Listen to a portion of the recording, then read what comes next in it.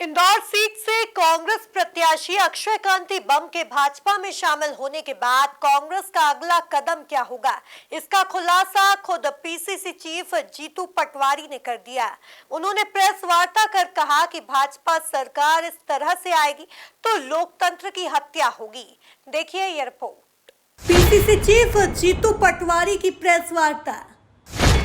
कांग्रेस का अगला कदम क्या होगा, जीतू पटवारी ने किया खुलासा। लोकतंत्र की भाजपा कर रही हत्या, बोले पटवारी। सियासत के गढ़ इंदौर में दिन भर चले सियासी घटनाक्रम के बीच पीसीसी चीफ जीतू पटवारी ने इंदौर पहुंचकर प्रेस वार्ता ली। इस दौरान उन्होंने कांग्रेस के अगले कदम का खुलासा करते हुए कहा कि कल तक इंदौर के हित में जो फैसला होगा वह करेगी।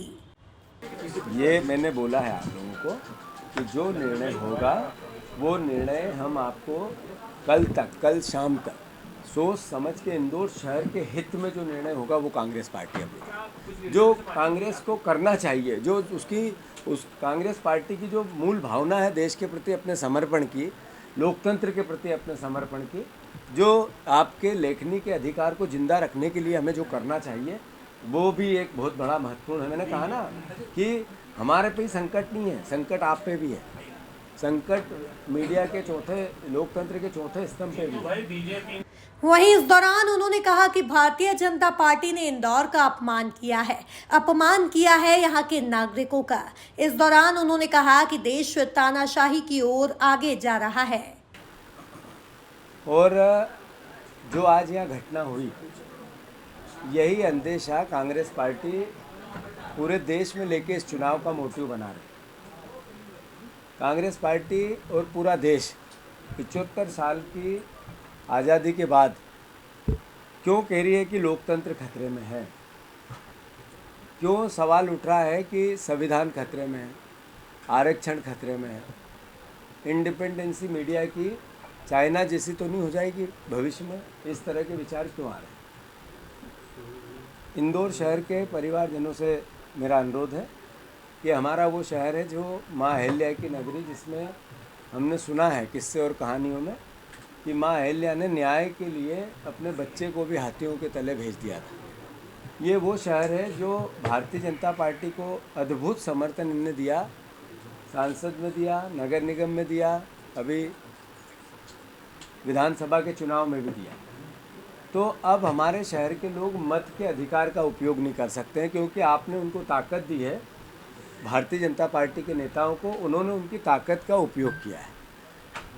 2 प्रत्याशी धरने पे बैठे थे कि ज़बरदस्ती फॉर्म निकाल लिया, सबको ढूंढ के किसी न किसी प्रकार से क्या क्या हुआ होगा मुझसे बेहतर मीडिया जानती है।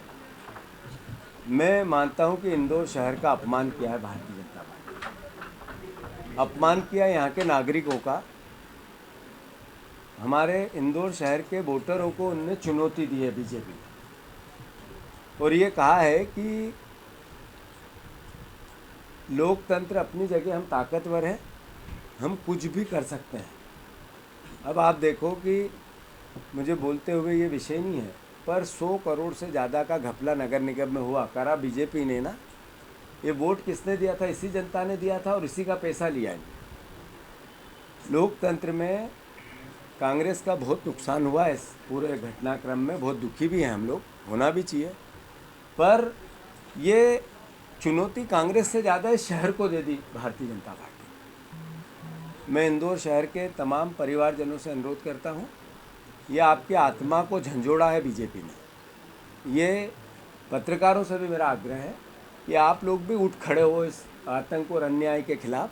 हम सुनते थे बिहार में कि बूथ कैप्चिंग हो जाता है, पेटियाँ लूट ली जाती है, हम फिल्मों में देखते हैं ऐसे, प्रत्याशी को लूट लिया। मतलब ये क्या मैसेज है? ये मैसेज क्या है? ये मैसेज ये है कि हम लोकतंत्र को मानते ही नहीं। हाँ, जो अंदेशा है देश को कि तानाशाही की ओर देश जा रहा है, उसी के ओर पथ प्रदर्शक हैं हम। कैलाश विजयवर्गीय मेरे ख्याल से 67-68 साल के हो गए होंगे। हर व्यक्ति की एक उम्र होती है।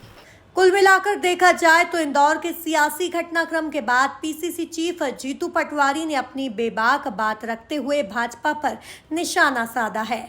Bureau report, MP news, Indore.